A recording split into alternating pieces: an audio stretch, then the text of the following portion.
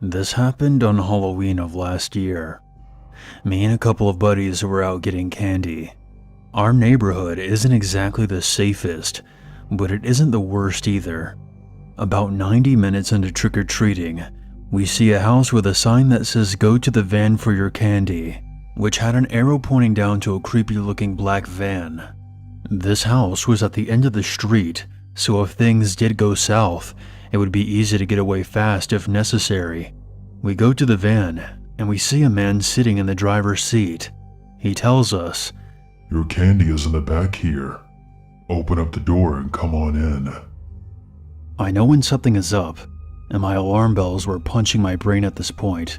We all give each other a confused look. Then we ask the man, "Why isn't the door already open? And why aren't you out here? Couldn't you have done the same thing with a take one note or something?" He just repeats himself, telling us to get into the back of his van for our candy. We say no and continue on with our trick-or-treating. About 20 minutes later, we're about 2 blocks away. We notice a van about halfway down the street behind us. The same black van from before. I tell the others and we agree to haul ass back to my friend's house. Once the van notices us running away, it takes off in the other direction. When we got to our friend's house, we frantically tell our parents about what happened. They called the cops, but as far as I know, they never found the van. We agreed not to trick-or-treat this year, and decided to just hang out instead.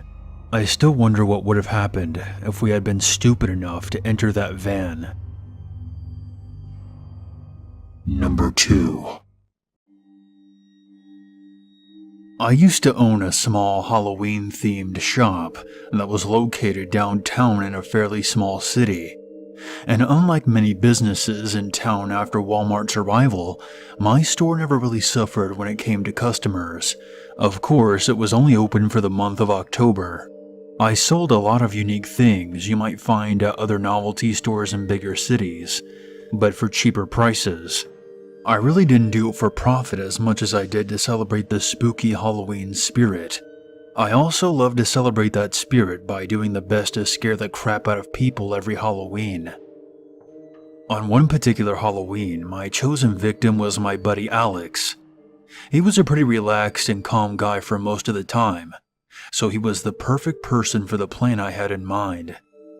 First, you should know that I always began packing up my store on Halloween fairly early in the morning, as it was unlikely to get customers on the holiday itself. I told Alex that I had much heavier merchandise that year and could use his help moving it all out. Not knowing what he was getting into, he accepted, and I told him to meet me at the shop around 10 p.m. sharp. As I said, Alex was a very relaxed and calm guy for most of the time.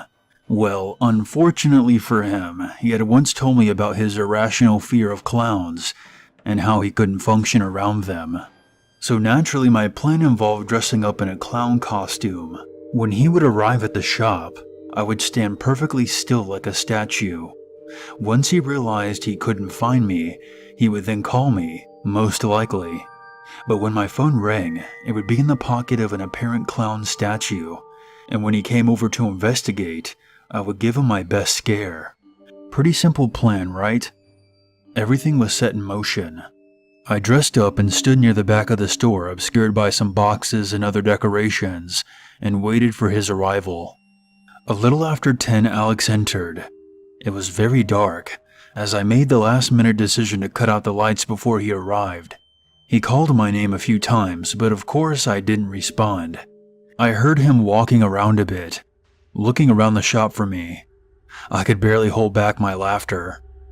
But after more shuffling, I heard Alex speak in a defensive tone. "Not funny, dude." I looked around, but there was definitely no way he could see me right now, even if I had twitched or anything. I continued to play dumb. "Come on, man," he repeated again, sounding angrier this time. "That's not funny." Confused, I quietly adjusted a nearby stack of boxes so I could peer through the crack towards his voice. I couldn't make out his shape very well, but I knew for sure he was not looking in my direction. Suddenly my phone rang. I heard Alex turn towards the sound instantly. I froze, giddy with excitement that the plan might be working.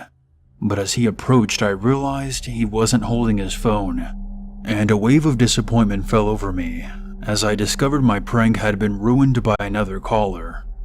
"Alright, fine, you got me," I announced shortly after the phone stopped ringing, taking off my mask and stepping out into the open. But Alex's face didn't look relieved. His face twisted in such horror, in a way that I had never seen before. He began yelling and spouting panicked words, and I spent the next few minutes trying to get him to calm down. He explained to me that when he entered the store, a man in a clown costume was staring at him, and then began slowly walking towards him. But when my phone rang, the man had dashed right out of the store. Alex had no idea that I was actually hiding in the back of the store the whole time. I don't want to think about what could have happened if Alex had showed up late that night, or if my other friend had never called during the prank. Number 3. I'm a police officer. A situation that stands out the most would have to be Halloween of 2001. This particular experience nearly made me take a leave due to the weirdness. So don't say I didn't warn you. It starts off on a regular Halloween patrol. My regular partner was sick, but somehow still managed to attend a party. So I was stuck with a crotchety racist bastard who I didn't like.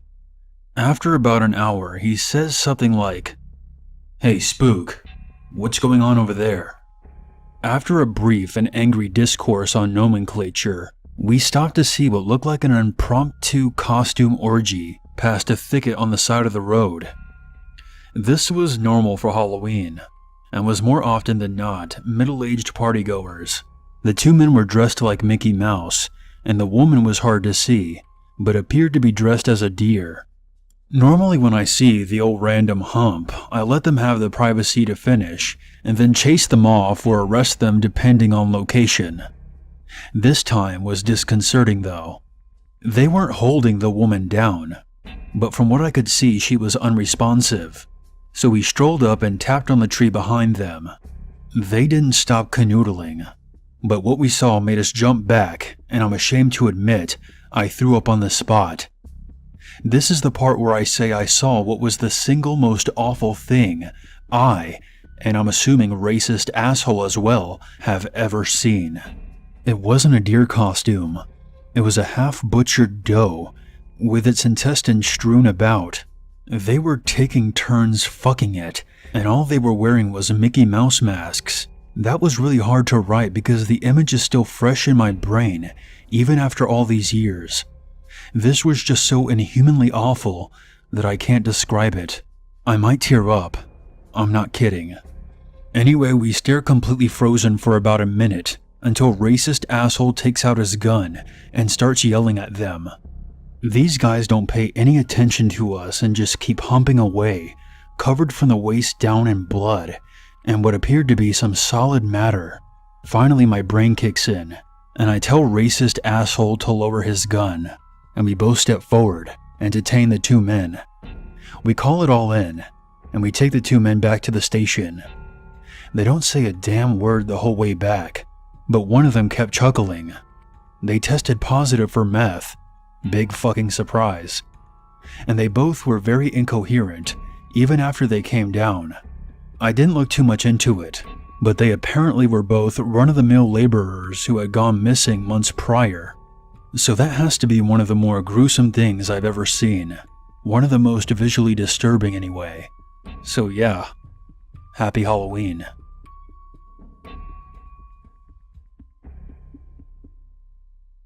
So, I was very young when this happened.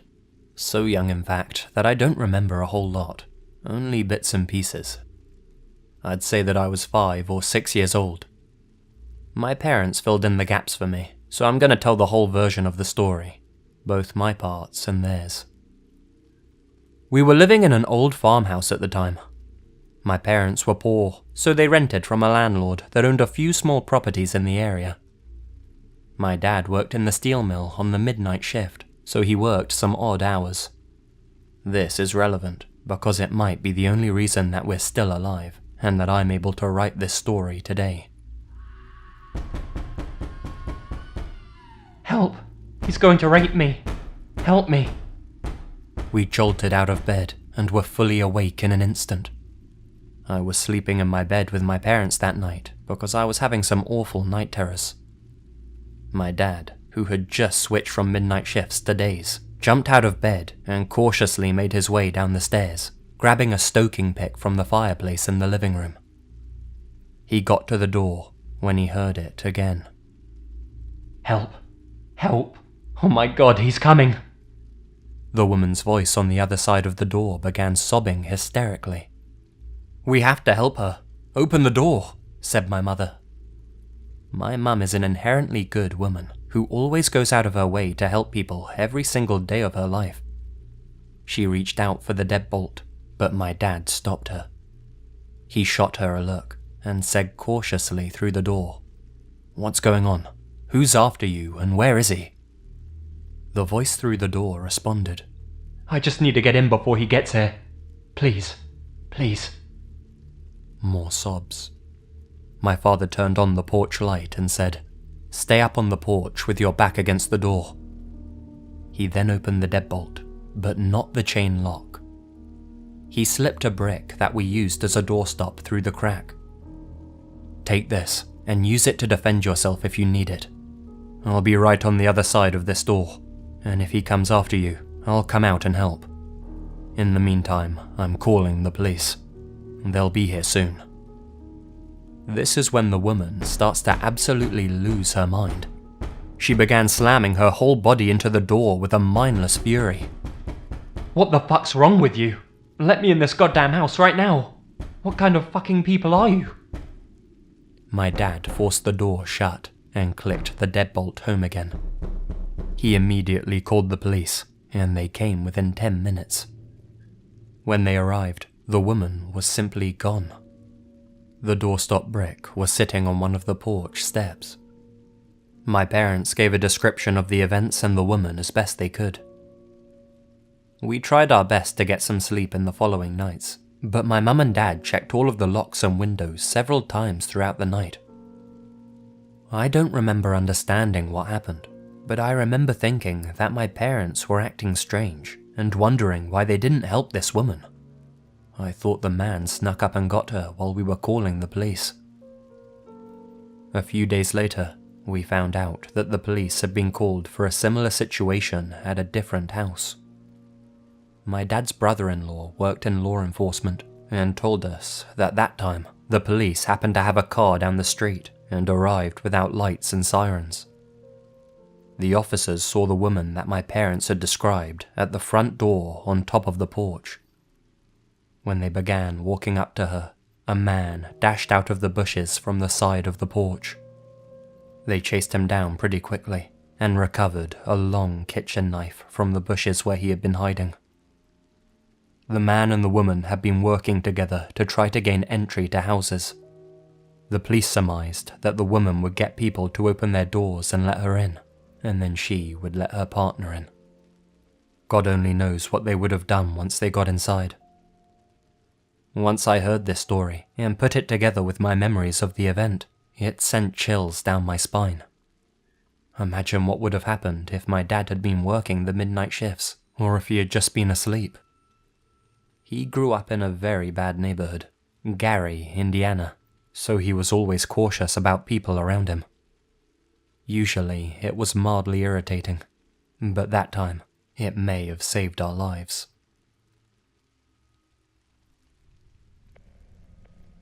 Number 2. This happened on a Norwegian peninsula when I was about 15 years old. It must have been 2006, give or take a year. Regardless, it was Halloween night, and I didn't really have any plans. Too old for trick-or-treating, too young for partying. It was a small peninsula anyway, so there wasn't much going on. I was just sat at home, playing RuneScape on my desktop. This continued until sundown. You could say I was mildly addicted to that game. I usually like to play with the lights off. Bad for your eyes, but I like the mood it set. Anyway, it's around 9 PM. My mum comes into my room and pats me on the shoulder. Didn't you hear me? I said I'm going out for 20 minutes, she said. I had my noise-cancelling headphones on, so I was oblivious to the fact that she'd been shouting to me. She heads downstairs, and I hear the door slam. I put my headphones back on and sink back into my own little pixelated world. As such, I can't really tell you how much time passed when this happened. When you looked out of my bedroom door, which at the time was wide open, you could see down into the long corridor leading to my mum's room opposite. Since all of the lights were off, I could only really make out the outlines of all the objects, and that was only after my eyes adjusted after looking at the bright computer screen. Until then, it was like looking into a dark void of total blackness. You know when one of your senses has picked up on something that you're not totally conscious of yet, and you feel a little uneasy? Well, that happened to me while I was playing. It felt like someone else was around me, like that I'm being watched sensation. I figure my mum came back from wherever she went, and that I just hadn't heard her due to my headphones. But if that was the case, why hadn't she turned the lights on? I looked down into the dark corridor. At the far end, something's glowing. It's large and fluorescent green. It's spherical. Looks like a floating orb of some kind. I freak out and whip off my headphones. After looking at it for a moment, it becomes clear that this isn't an orb at all, or anything supernatural like that. There's 2 black holes where eyes should be, and a dark slit for a mouth. It's a glow-in-the-dark mask, and it's not floating. Someone's wearing it. Whoever it is facing me. I can't make out the rest of their body, but the head is definitely looking in my direction and is slowly inching closer. It's some sort of distorted, expressionless face. It's hard to describe, but the image of it is burned deep into my memory. Realizing he's been spotted, the guy freezes. We just stare at each other for what felt like the longest time. He raises a finger up to the lips of his mask. Shh, I'm just a trick-or-treater. It's a thick, manly voice, one I didn't recognize. In a state of shock, and not really knowing how to react, I just sit there, keeping my eyes on him. So, trick or treat?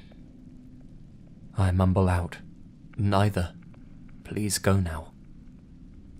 But he doesn't go. The glowing face starts moving towards me. Desperate to keep him out of my bedroom, I leap up and slam my door closed, locking it and pressing the full weight of my body against it. The guy is just outside my door. I can hear his deep breaths on the other side. He tries the door handle. It rattles. More heavy breaths. He tries the handle again. Then I can hear quick footsteps moving down the stairs, and what I think is my front door opening and closing. Still in shock, I just sit in my barricaded room, sobbing to myself until my mum finally returns. It felt like forever since I'd last seen her. She asked me what was wrong, why I was crying, and why there was a large Hessian sack left in the corridor. I told her what had just happened. She called the police for me immediately. I like to think that this was just a crazy person, and that they didn't really have any intention of harming me. Just some sort of messed up Halloween prank. Whatever the case, it was a surreal experience, and the image of that floating, talking face has haunted me for the longest time. The most unnerving part about this to me, though, is the fact that the peninsula really was very small. For me to see a face around town that I didn't recognize was very rare. More than likely, someone in my family knew who this person was. Hell, I probably knew who it was. I hate to think that after that event, I may very well have interacted with that person. The thought that they specifically targeted me out of everyone in the area made me extremely uncomfortable. I never felt safe there after that. That's part of the reason I moved away when I was 18.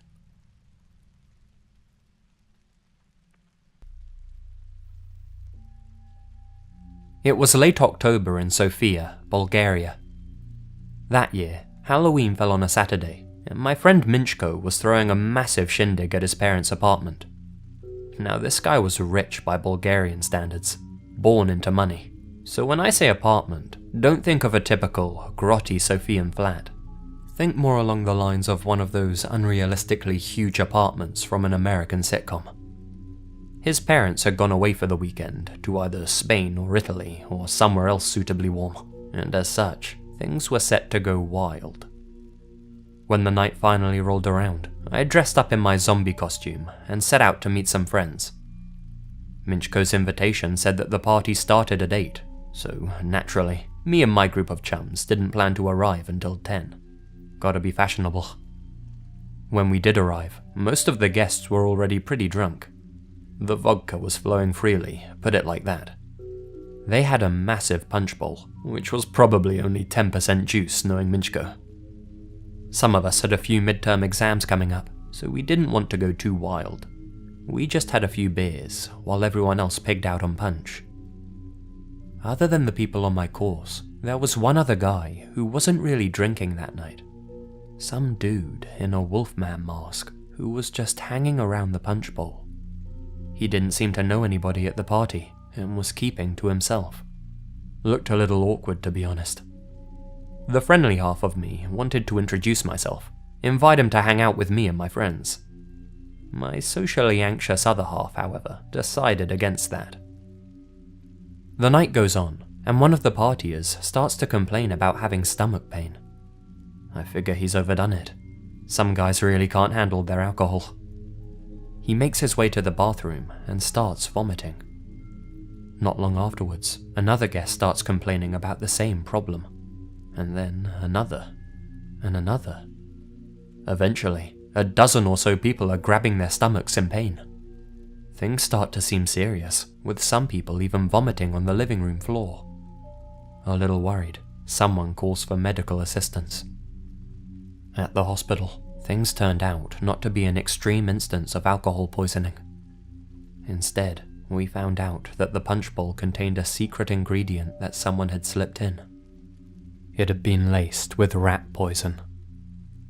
Thankfully, the dosage wasn't high enough to kill anyone immediately, but without treatment, the amount could have been fatal within a few hours. At a party full of drunk people, it was totally possible that no one would have been sober enough to react appropriately and call an ambulance. Somebody also could have easily passed out, not realizing that they'd been poisoned. Thankfully, though many were hospitalized, nobody ended up with any prolonged health issues. When we were questioned about what we all knew, the guy in the wolf mask came into my mind. He had been hanging around the punch bowl. I mentioned it to the police, and said that one of the other guests must have known who he was. Talking to my friends about it afterwards, though, it seemed like nobody did know who he was. Everybody assumed that he was a friend of somebody else's, and didn't bother to question his attendance. As far as anybody could remember, nobody talked to him, nobody saw him without his mask on, and nobody even remembered who he turned up with, or even when he arrived at all. He had just slipped in unnoticed. To begin with, the police investigation turned up very little. It seemed as though it was just a one-off incident, some guy wanting to cause harm to a lot of people at once. But people like that rarely try this sort of thing only once. Almost 1 year later to the day, on the next Halloween weekend, the exact same thing happened at a party in a different part of town. This time, the amount of poison used was increased. 3 people almost lost their lives that night, and 10 were hospitalized. This time, however, the perpetrator was tackled by another partygoer who realized what he was up to. Under questioning, the police realized that the guy in the wolf mask was obviously a little disturbed in the head. He cited an event known as the Jonestown Massacre as his inspiration behind his actions. Looking into it, it turns out it was an event in the late 70s where over 300 members of a cult died after being forced to drink from a poisoned punch bowl. This unstable nutjob wanted to pay homage to the largest mass suicide in history. For the first time in my life, I was damn thankful that I had exams coming up. I'm known for going a little bit wild at parties, and for trying to drink everyone under the table. Who's to say I wouldn't have chugged more poison punch than my body could have handled? Whenever Minchko hosts a Halloween party now, he always checks under everyone's mask at the door, just to make sure they're on the guest list.